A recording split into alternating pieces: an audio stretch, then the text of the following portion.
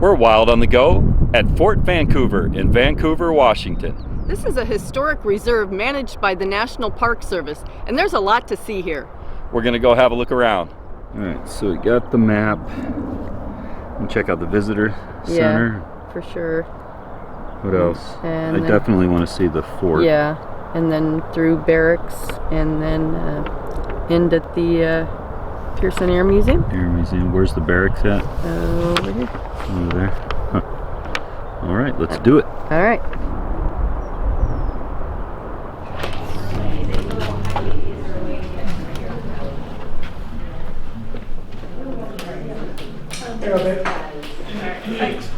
Well, these are called presidential pipes.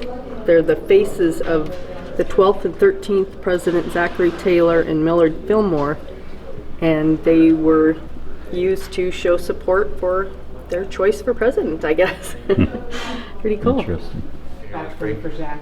Yeah, honestly, I'm sure some Years ago, explorations began that would lead the British to establish Fort Vancouver here, a magnet for trading and a beacon for Western settlers. About 50 years later, the United States Army came to protect and serve, building Vancouver Barracks and Officers' Row. Early 20th century aviators explored the frontiers of flight from Pearson Airfield. And in the World Wars, thousands came to support American war efforts. One generation cutting wood at a huge spruce mill for airplane production, the next building mighty ships at the Kaiser Shipyards. Welcome to Fort Vancouver. The London-based Hudson's Bay Company established an extensive fur trading network throughout the Pacific Northwest, utilizing 24 posts, 6 ships, and about 600 employees during peak season. Walk through the gates. Look how high this wall was. And my hand's at about 6 feet right there. It's way up there. Here's all of the fence all the way around the fort.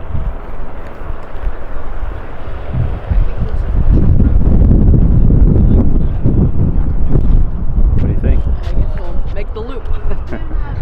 Start down this way? Yeah. I don't know what this is. Just to the lake. Oh, this was the jail. Oh. Wow. You had to sit with this thing on, I guess. Oh, yeah.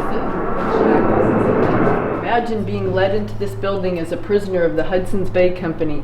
Guards fasten thick iron shackles around your wrists. They exit, slamming the heavy wooden door and darkening your surroundings. You're alone in this dim, foul-smelling building.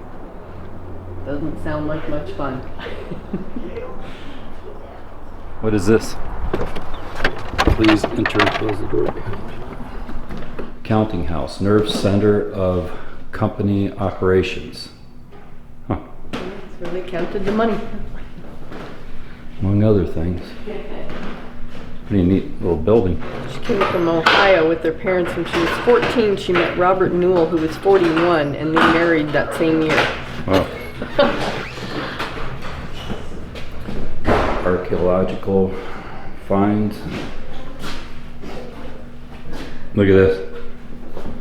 Got some furs. It's black bear. I'm gonna go with otter. Beaver. Yeah, it's beaver, alright. Alright, so this is the carpenter shop.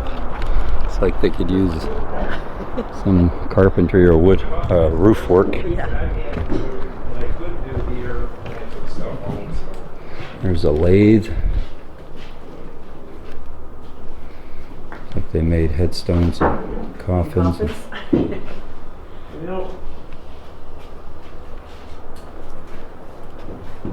Hello there. Hi. Hello. Hello. Making anything special today? Smaller mess. Yeah. Well, that's good. No big mess today, just a small one. Marcus is working on a box. Remaking, or he's, what do they call that now? Repurposing Repurposing. for a cannon. Oh, nice. It's called a swivel gun.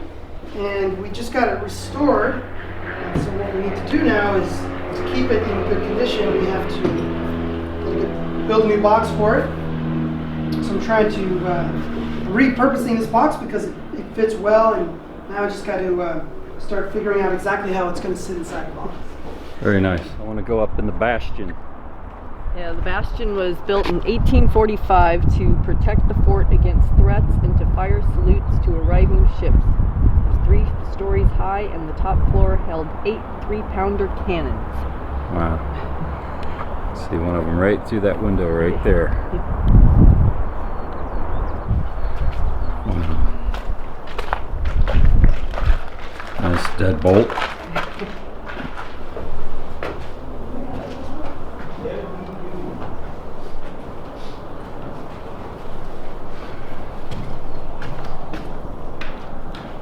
All clear.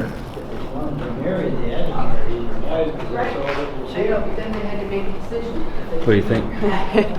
Pretty cool. Yeah, see out, we got a lot of cannons. Yeah. I could build a little tiny home up here. Yeah.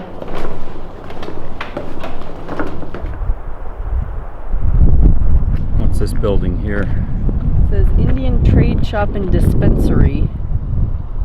Housed the hospital, doctor's office, and doctor's residence. Please enter and close the door behind you. So we're just going to go on this one.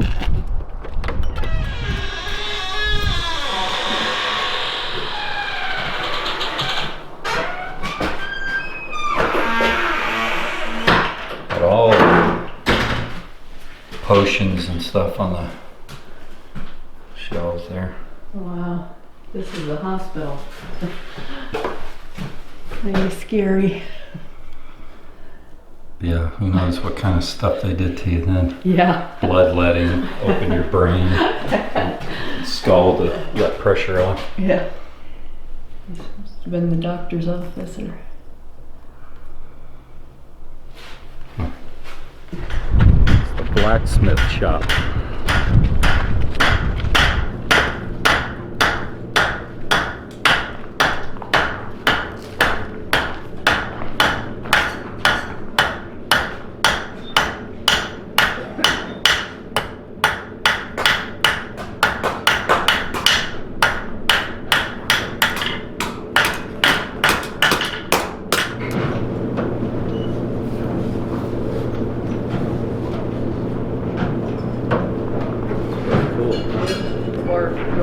This is the bakehouse. Biscuits that traveled the world.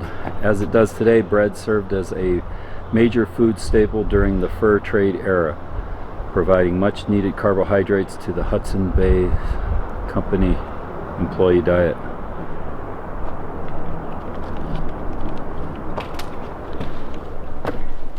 We're making some now. Yeah, be nice to smell it, wouldn't it? Yeah. Taste it. Wow. Look at those ovens. Wow. Yeah. 2 large brick fired ovens were used primarily to produce large quantities of sea biscuit, though some bread was also baked. The sea biscuit is a cracker containing only flour and water, making it highly durable. Sea biscuits were rations for fort laborers, the staple food of the trapping brigades and sailors, and were also a common trade and export item.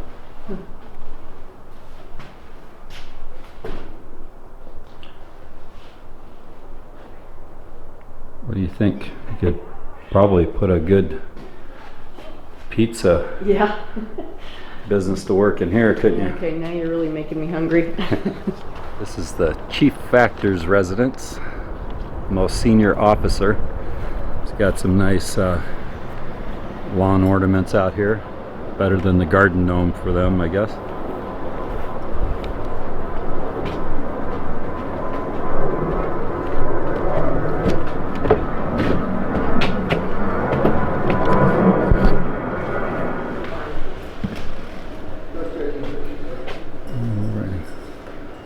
Now, the poker table going here.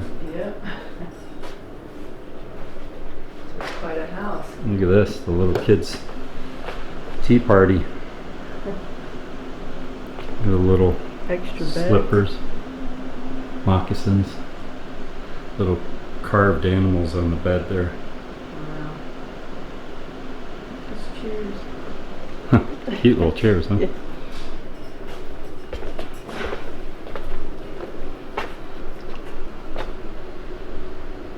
Oh, look at that chest of drawers. Some serious knobs. It's a pretty neat little bedroom. Yeah.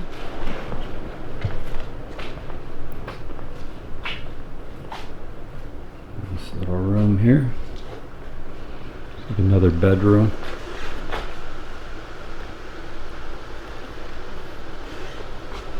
The top hat up there.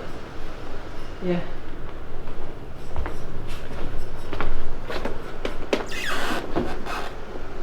Yet another bedroom.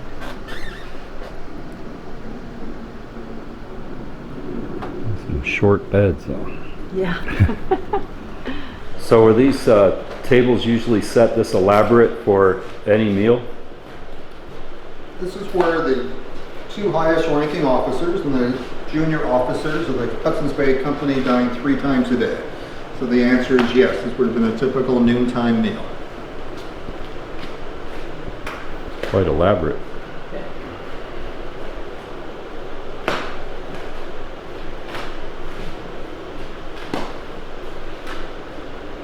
Is that the kitchen down there?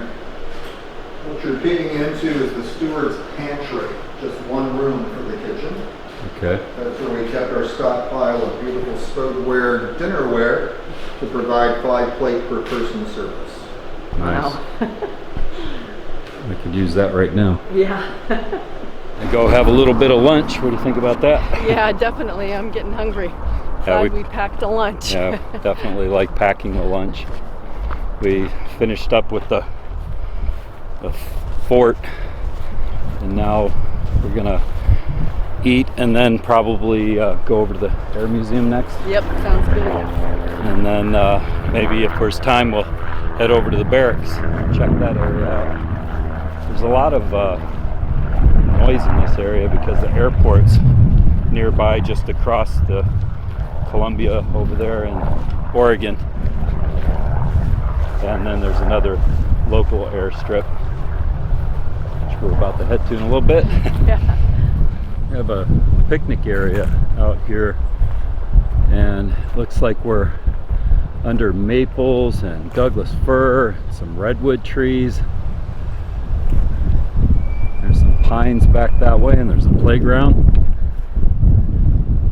It's a decent area to have a little picnic when you visit.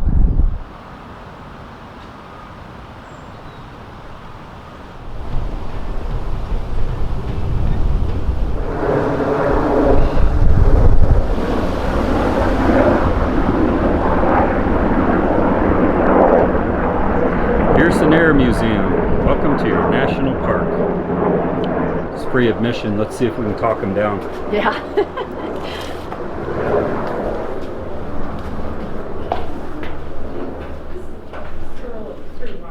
All right, we're on film. Hello. Hello, how are you doing today? Wave to the audience. Hi. So what do we got in here? The plane. Yeah. An old plane. Wow, look at this thing. That's like bamboo, isn't it? Yeah, bamboo. That's what it looks like. Wow. DH-4 Liberty. World War I uniforms.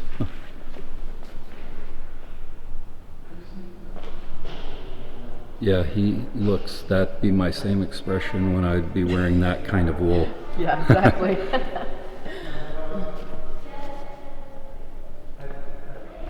Nice biplane here.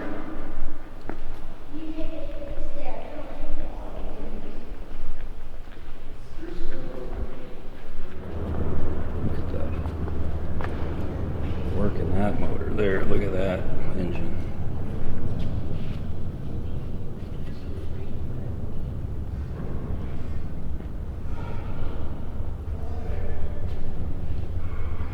This one's Green Baron style. The spruce mill, also known as the cut-up plant, was built in 45 days and covered more than 50 acres. At its peak, it was producing 1 million board feet of lumber every 24 hours for the Allied airplane manufacturers.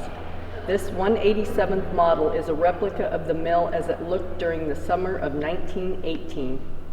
The Air Museum was fun, and now we're gonna check out all these barracks buildings back here. Apparently they're trying to preserve this whole place as a historic campus of sorts. Barracks were established in 1849. Became the site of the Northwest's first U.S. Army post. There's the non-commissioned officers' quarters, built in 1939.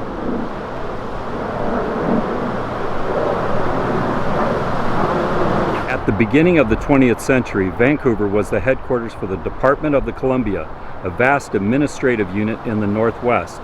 The population of the post almost tripled in response to increased military activity, both at home and abroad. There were not enough barracks for soldiers stationed here, and men were sleeping in tents. Following the nation's entry into World War I, the American Red Cross was authorized to construct convalescent houses adjacent to military hospitals.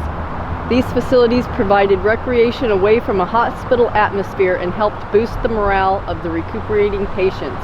We're at the Infantry Barracks. Look at this little bunny down here. A real little tiny one.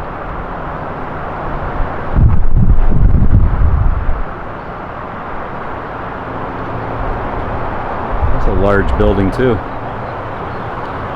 Wonder how many guys they packed in that one. Clark County Veterans War Memorial.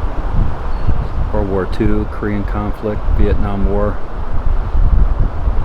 global war and terrorism. Names of the fallen from this area. Dedication in memory of those who died in defense of our country, lest we forget.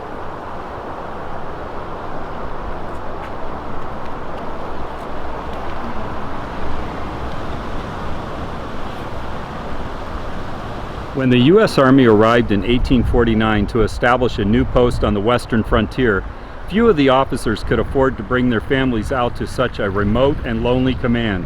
A thriving community of soldiers, officers, wives, and children grew as the region gained importance. The early log cabin style quarters on Officers Row were eventually replaced with larger and more elegant residences better suited to the status of their occupants. Look at the architecture of this place. Wow, this is amazing. The Marshall House. Open for tours. 1886.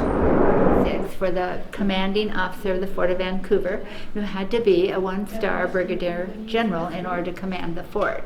It's the most ornate of these 21 homes that are all classified as Officer Row.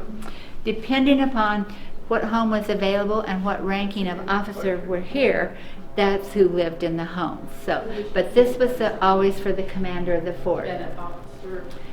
When in 1886, this west parlor was men only. No women were allowed in here. They came in here to have their war meetings, their cognac, their cigars, their whatever. The fireplace is mahogany, and it is original and has been restored.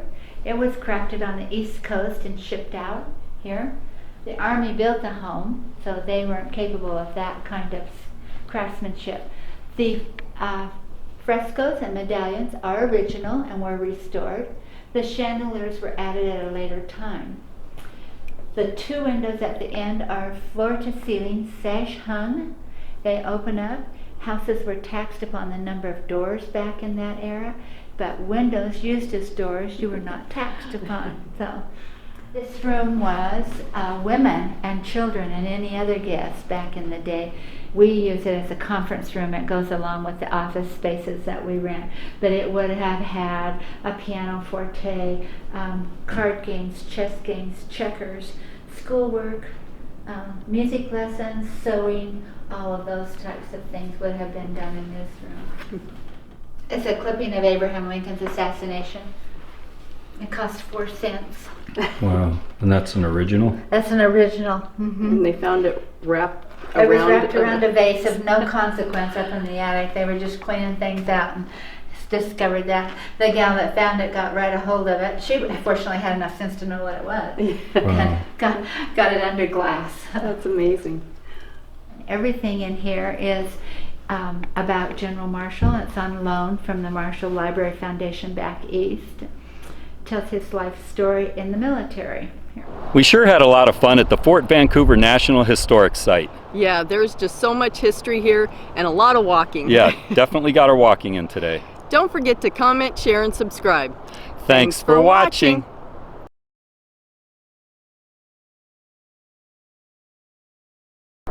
Here's the outhouses.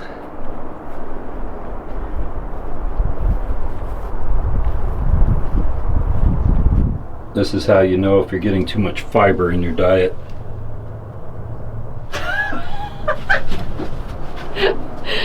That was a good one.